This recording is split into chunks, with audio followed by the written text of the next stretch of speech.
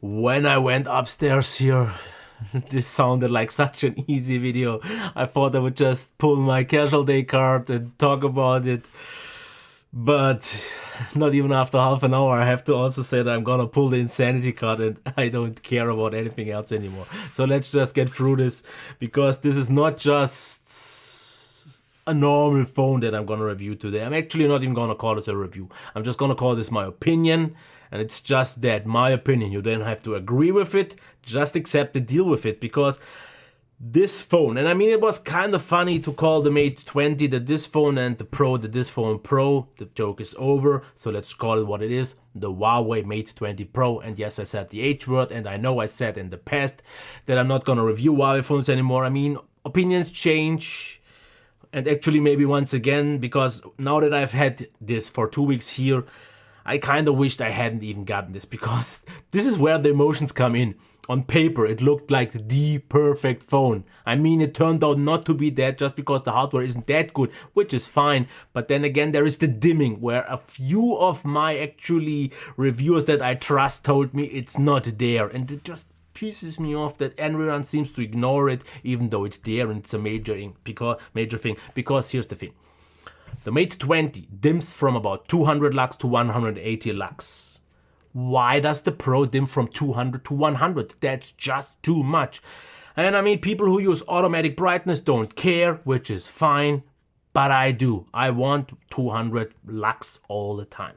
But let's get to it. Now, what I like about this phone is that it's very narrow, because comparing it to the Mate 20, as you can see, noticeably narrow. Comparing it to the Magic 2 from Honor, noticeably narrow. And compared to the OnePlus 6T, also noticeably narrow. But as you can also see, it's just about as tall, which means this is an elongated phone. And if you look at it closely, it looks a lot like an S8 or S9 or the Plus version, which is not really something bad, but I never really liked that weight distribution. It just feels so oddly long. But the rest, build quality is top notch, buttons are placed very well, face unlock works great, and it has to, because the fingerprint reader does not. It works way poorer than on the OnePlus 6T, and so many times I actually just activate the display and face unlock unlocks, but not really the fingerprint. Yeah, but other than that, we have a notification LED, we have a notch that I personally don't care. We will maybe talk about it a little bit later on. We don't have a headphone jack, and we actually don't have a speaker grill, because the speaker is in the bottom, but I'm gonna get to that. Now, let's get to the big crux for me. As you can see, the flickering of the display, it's not an issue, but just so you know, because if we compare this with another OLED display like the Honor, no flickering. Now let's compare with the 6T, no flickering. And I mean, these usually do flicker on a display. You usually don't see this in real life, but if it's that extreme, it might for some very sensitive people actually be an issue. I mean, I didn't have that issue in real life, but the dimming, like I said, if you enter a browser, if you enter Gmail, Instagram, Docs, pretty much any Google app, with alongside some other apps, it will dim.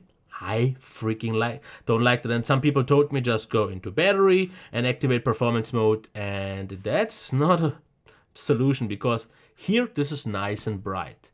If I go now into the browser, as you can see, this dims, and I measured it. As you can see, it dims. Now it's noticeably more faint than now. This, now as you can see, this is 200 lux, where now it's 100. And I mean, I don't know why people don't see this. I mean, if you use automatic brightness, maybe you're just used to that.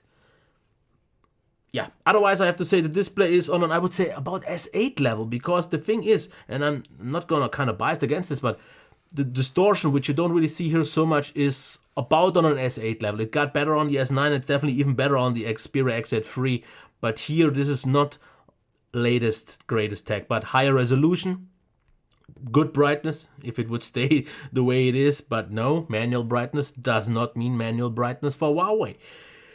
Also, speaker, I mean, it is in the bottom where the port is, and if you have a cable inside, it's definitely not as good anymore, but I still have to say that I'm okay with the speaker, because let's check it.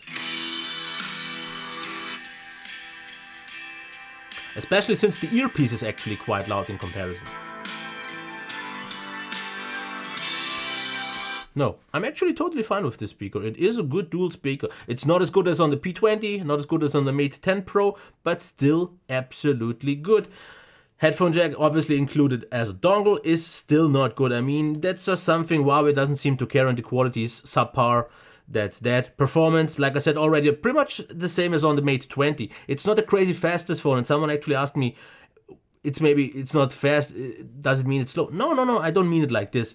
Just because it's not quite as responsive as some other phones, maybe due to slightly slow animations or things just taking a little bit longer, does not mean it's slow. It just means that it's not as fast as some of the fastest phones out there. And especially with the artificially slowed down scrolling, which a few people told me is absolutely a no-go because they want to scroll fast. I'm just gonna say this. I like that it's very smooth and consistent. It's not quite as good as on the Mate 20 because the Mate 20, maybe due to the low res, can push it even easier because you do notice that this is not quite as good, but pretty close. So anyway, so totally fine performance. It's fast enough, and I mean more than fast enough when I say fast enough. This is flagship level fast enough, responsive quite still, and it's totally nice. The only thing, once again, if you use YouTube in picture-in-picture mode and have the video playing, then everything stutters and you lose a lot of performance. But yeah, that's not usually something you do all that often. Gaming is fine. Battery life. It charges a little over 1.5 hours, which is totally fine. And the battery life is, I would say, not as good as you would expect with 4200 mAh battery, but just because the Kirin I still think isn't the most efficient CPU out there, and the higher res display, if you use it in Quad HD, I ended up at about 6.5 hours on mobile data, which is still top. Like for example, maybe like 9 hours on Wi-Fi. I mean, that's better than a Note 9 and all kind of comparable phones, and it's about as good as on a 6T or so. It's not as good as the Mate 20, but still, I mean, that's fine. Standby drain maybe a little bit flaky, but that's that. I'm not actually going to talk about the software. It's Huawei's MIUI with the issues that it ends apps in the background a little bit quicker. Dimming is still there. A few oddities are there, but generally the software is fine. For people who don't, and I see this so many times, say they don't like the UI, it looks way too cartoonish, way too iOS-like. Just use a theme. There are so many nice themes out there. There is even an app called like EMUI Theme Editor that gives you chances to pretty much customize everything, not just the font, but the status bar, the icons on the home screen, the status bar icon, everything. And then you can make this look really stylish, really elegant. And that's actually something that many can't do. I mean, camera. Let's keep this short. I'm not as impressed as so many other ones because I don't know why I would be. I mean, front-facing camera is very, very good, but it's not 5 stars. It's 4.5 stars throughout it. Also for video and so on, there's some wobble, some warping, but that's not the problem. It's still a really good cam. But the main cam is something that I don't get. Pictures, if you use normal auto mode, look over-processed. And wait, that's not a bad thing. I mean, some people might like it. It's not very natural. It's not very accurate, and it's over-sharpened.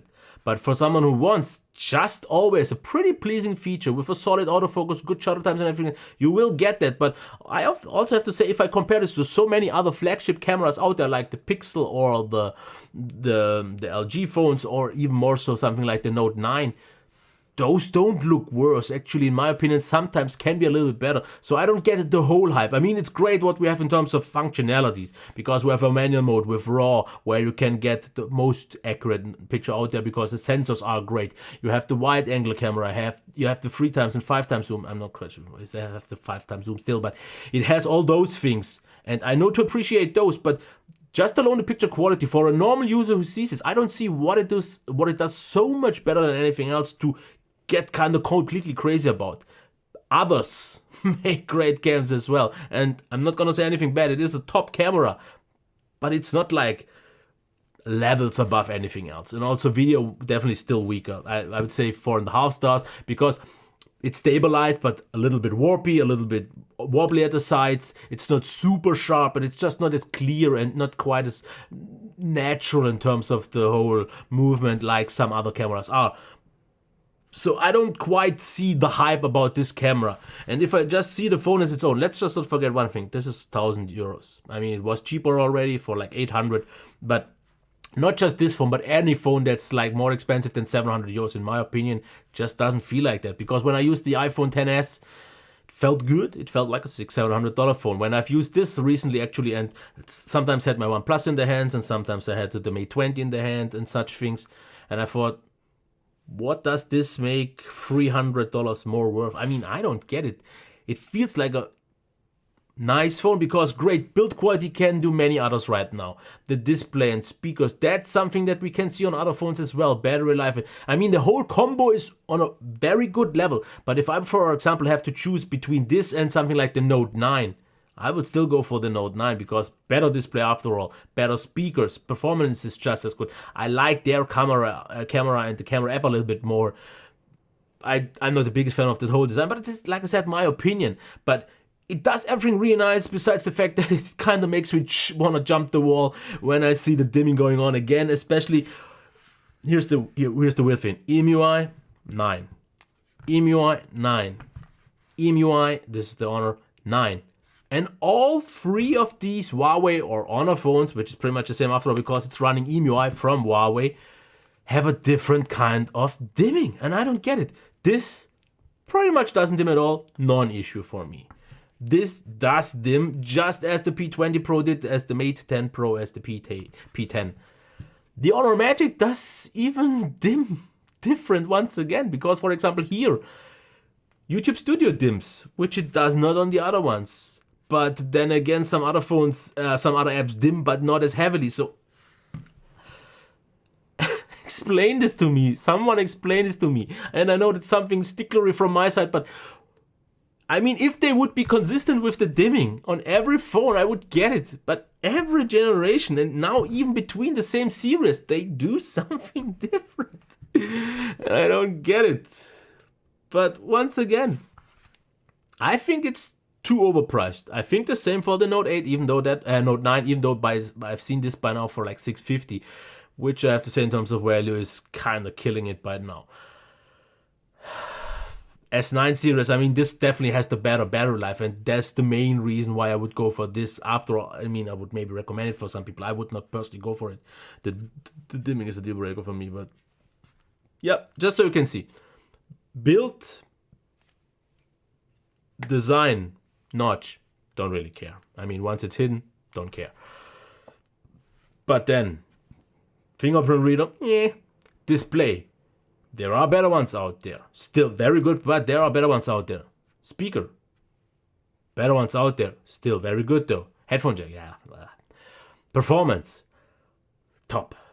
I mean, due to the high resolution, you notice the same figures on the XZ3. Because, for example, if you take this one, the full HD version of Mate 20, and then see with the 980 running, super smooth. Just like the XZ2 did with a 1080p display. Once they switch on the XZ3, which has totally top performance, but you notice that it doesn't quite push it as well anymore and got a little bit more jittery. Same thing happens here. So even though these chips can push that resolution, it's not quite the same. So if you want the fastest possible phone out there, you have to go for 1080p with a Snapdragon 845 or 980. That's just the thing. But this is once again something that I see because I have all these phones at the same time here. If in normal use, it does not matter, not at all. Just like so many other things don't matter for people at all, like the dimming. But like I said, my opinion. So, is it that phone that isn't it? No. If it would have had the display of the XZ3, if it would have had the speaker of the Note 9, if it would have the battery life is top, performance absolutely top, camera, I prefer other cams a little bit more, and I don't see the hype, but